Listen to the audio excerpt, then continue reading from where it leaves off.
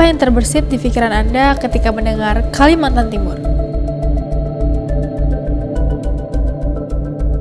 Pasti pikiran Anda langsung mengingat hutan tropis yang rimba, flora dan fauna yang hidup bebas, dan tentu saja magisan suku Dayak. Tapi tidak itu saja yang Kalimantan Timur punya.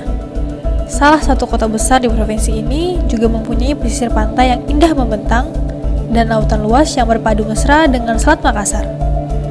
Kota dengan latar belakang kota industrial dan jasa yang juga dinobatkan sebagai salah satu kota layak huni di dunia dan pintu gerbang ibu kota negara Indonesia yang baru. Inilah Balikpapan.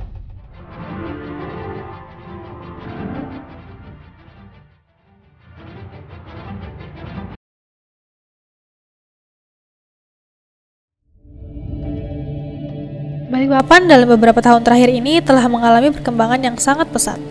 Kota yang berawal dari sebuah perkampungan nelayan di tepi Selat Makassar pada abad ke-19 hingga akhirnya dilakukan pengeboran minyak pertama pada tanggal 10 Februari 1897 yang mana sumur ini dinamakan Sumur Matilda. Hingga pada saat Belanda masuk, dengan perusahaan bernama Batavia Petroleum-Maatschappij mendirikan kantor di kota ini pada tahun 1907 dan akhirnya dengan seiring waktu banyaknya investor dari berbagai penjuru datang menjadikan Balikpapan sebagai kota multi etnis dan maju pesat sampai sekarang. Sebagai kota industri dan jasa, jargon utama kota Balikpapan, tidaklah heran apabila sekarang Balikpapan telah tumbuh menuju kota metropolis. Investasi yang selama ini dilakukan menjadikan sektor bisnis dan industri menggeliat sangat bergairah. Semua sektor, baik sektor perbankan, perhotelan, jasa, pendidikan, otomotif, tambang, perkebunan, alat berat, hingga politik, semua bergerak secara dinamis dan stabil. Tapi sayangnya, dengan kemajuan Balikpapan saat ini, sektor pariwisata dan perairan di Balikpapan masih tertinggal. Adapun pantai terkenal yang dijadikan tempat wisata yaitu Pantai Manggar Segarasari dan Pantai Lemaru. Kalaupun ada beberapa pantai lain, itu pun belum dimanfaatkan secara maksimal oleh pemerintah kota. Miris rasanya, dengan pesisir yang membentang sepanjang 358 km persegi, Balikpapan harusnya bisa menyamai Bali dan Lombok, apalagi Laut Balikpapan yang berbatasan dengan Selat Makassar ini kaya akan potensi dengan beragam ikan dan biota laut. Kalau tidak dimanfaatkan dalam sektor pariwisata, harusnya bisa dimanfaatkan oleh para masyarakatnya yang mencari nafkah sebagai nelayan. Tapi apa daya, nasib nelayan pun terpinggirkan. Sampah plastik maupun organik bertebaran di sepanjang perairan. Apa ini yang akan menjadi warisan kita untuk generasi yang akan datang?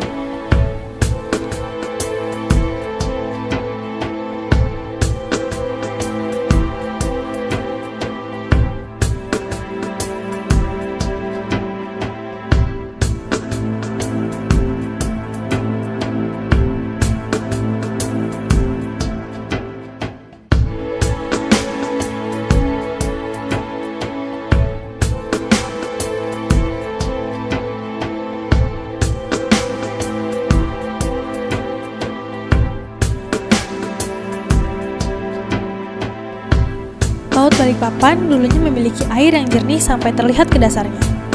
Akan tetapi, ekosistem bawah laut yang didominasi oleh rumput dan gajah laut menjadikan perairan Balikpapan terlihat berwarna hijau.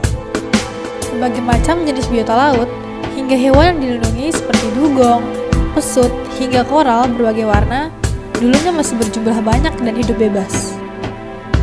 Sayangnya, akhir-akhir ini, kondisi laut di Balikpapan diperparah dengan banyaknya sampah-sampah yang bertebaran di sepanjang pesisir pantai. Baik itu limbah industri, zat kimia, maupun sampah rumah tangga berupa plastik, kaleng, kertas, bahkan sampai perabot. Ini tidak bisa ditoleransi lagi. Sampah-sampah ini sudah menjadi urgensi untuk kita supaya bisa lebih sadar akan lingkungan. Sudah berulang-ulang kali diperingatkan bahwa sampah-sampah yang dibuang ke laut ini tidak bisa didaur ulang lagi, bahkan merusak ekosistem. Beberapa kejadian ikan-ikan laut yang mati akibat memakan sampah plastik membuat kualitas ikan yang ditangkap menjadi tidak layak konsumsi.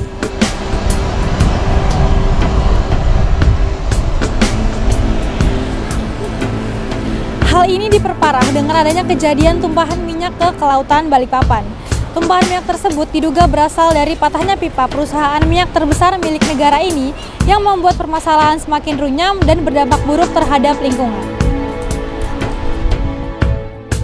Walaupun sudah ditangani oleh pihak perusahaan migas tersebut dan pembersihan dibantu secara manual oleh beberapa pihak masyarakat, masih tampak tumpahan minyak berwarna hitam menyebar hingga ke Selat Makassar.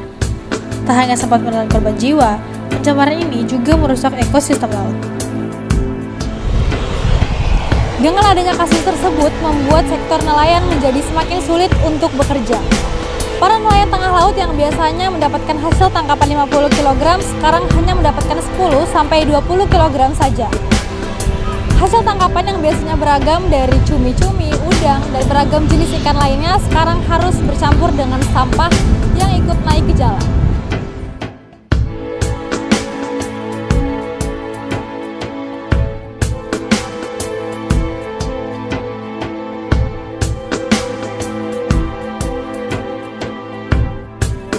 Di Laut Kelandasan itu sampai luar BC Pasar Baru itu ya kantongannya kan banyak itu, kantongan plastik, sampah-sampah itu penuh di bawah itu. Cuman ya namanya kita cari makan di situ ya paling dikumpul diikat di kompe baru dibuang kembali.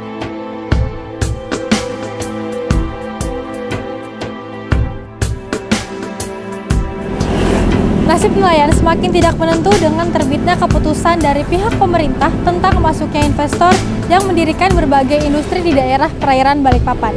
Hal ini sangat dirasakan dampaknya oleh para nelayan yang tinggal di Karyangau dan menggantungkan hidupnya untuk mencari hasil tangkapan di laut.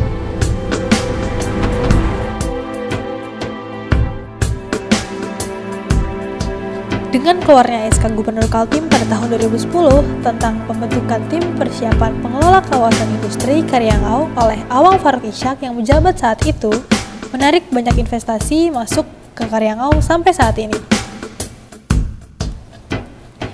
Perusahaan-perusahaan masuk membangun dermaga penampung CPO, dermaga penimbunan batubara, bengkel alat-alat berat, usaha pertambangan, dermaga industri perkapalan, dan lainnya.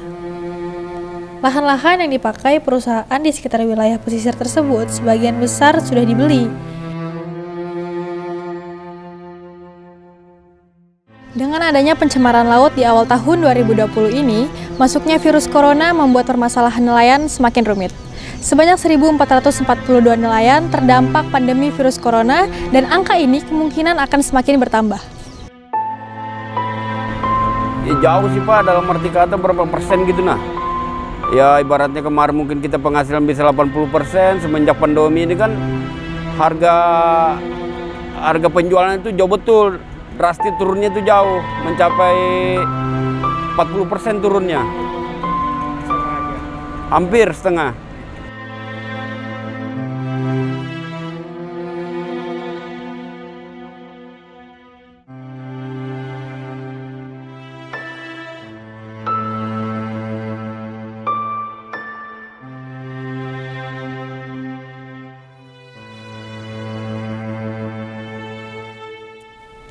Perusahaan membebaskan lahan warga terus bangun dermaga, jeti, dan sejenisnya di sisi-sisi sungai yang terhubung dengan lautan. Akibatnya, ruang tangkap nelayan berkurang. Terlebih hilir mudi kapal-kapal minyak dan batu bara, limbah alat berat ke sungai, lalu lintas kapal padat, dan berbagai masalah lainnya. Akibatnya, wilayah tangkap nelayan di pesisir Sungai Wain, Sungai Somber, Tempadung, Berenga, Sepaku, Semoy, dan sekitar itu turut terdampak.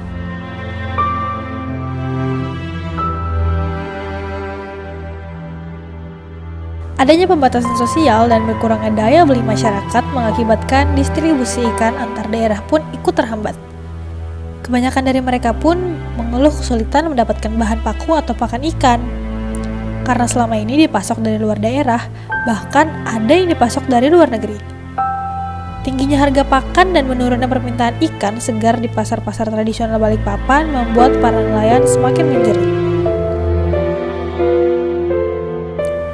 Nelayan harus mengurangi aktivitas melaut mereka dari biasanya 15 hingga 20 kali trip, kini turun menjadi 10 trip per bulannya. Karena permintaan ikan di pasar menurun hingga 50%, jadi aktivitas melaut juga dikurangi. Belum lagi ditambah peralatan menangkap ikan yang dipunya tidak mencapai standar. Untuk membeli peralatan baru pun tidak ada bantuan modal dari pemerintah daerah.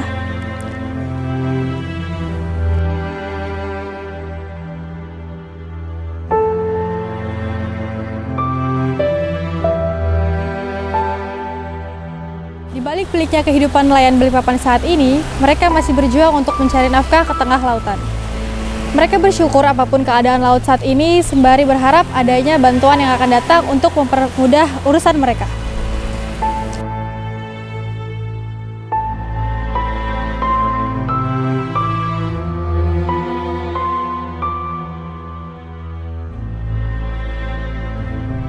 Ya alhamdulillah, alhamdulillah, sangat pedih. Pedihnya itu kenapa? Ya apa-apa, walaupun kita dapat sudah lumayan, tapi harganya nggak sesuai target.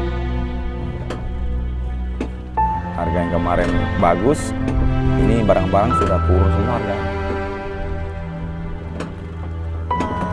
Apa masih banyak sampah-sampah industri atau Wah, kalau untuk akhir-akhir ini nggak ada. pengaruh apa aja yang kira-kira buat nelayan dalam pencemaran laut ini? Ya kalau pencemaran, kalau pengaruhnya ya itu ikan-ikan sudah nggak ada, larian semua. Oh, karena efek pencemaran itu. Iya, Jadi itu sangat merugikan nelayan. sangat. Pengaruh apa?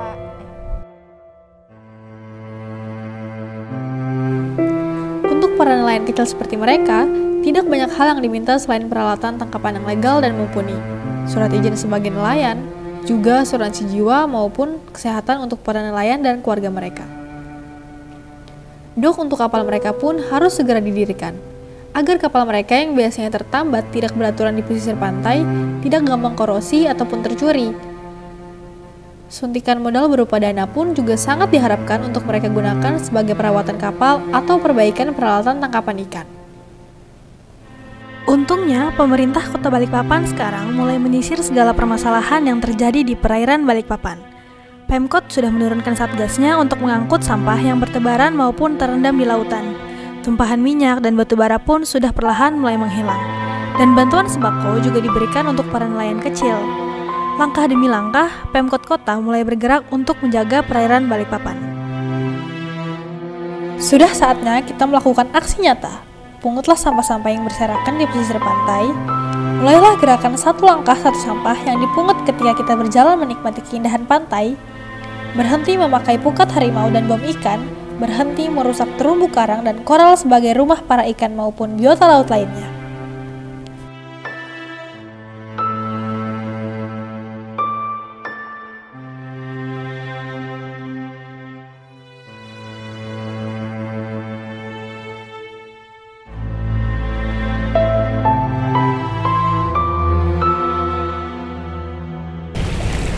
Indonesia adalah surga dunia, kekayaan sumber alam yang dihiasi pemandangan yang menakjubkan, ragam flora dan fauna, budaya, biota laut yang berlimpah, harusnya harus tetap dilestarikan.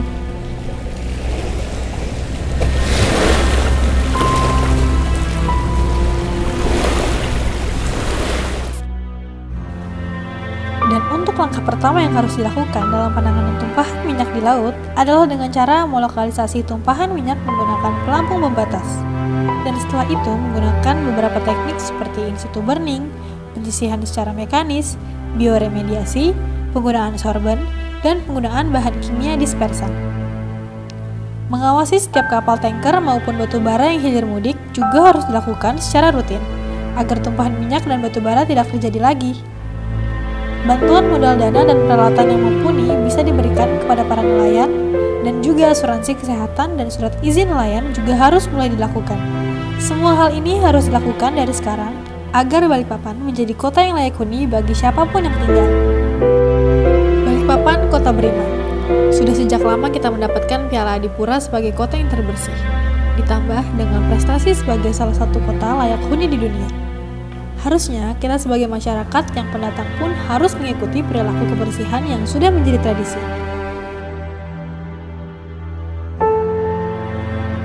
Pelaku industri maupun pengusaha tambang juga harus membantu kebersihan lingkungan. Dan ketika semua ikut berpartisipasi dalam menjaga semua aspek lingkungan, baik darat maupun lautan, Balikpapan bukan hanya kota layak huni, tapi juga role model untuk kota-kota besar lainnya. Laut tidak menghargai mereka yang terlalu rakus atau terlalu egois. Laut akan berlaku adil bagi mereka yang memperlakukannya sama. Apalah daya kita apabila laut sudah terlalu muak dan menumpahkan amarahnya kepada kita yang di darat. Mungkin memori kita tentang laut akan tetap bertahan, walau jejak kaki di pasir pantai telah lama hilang. Tapi warisan kita untuk generasi yang akan datang harus tetap dibentang. Laut adalah hadiah dari Tuhan, dengan berbagai misteri dan keindahan di dalamnya. Patutlah kita jaga bersama. Ini semua bukan untuk kamu ataupun kita, tapi untuk warisan. Warisan yang diamanahkan kepada mereka sang penerus yang mencintai Laut Indonesia.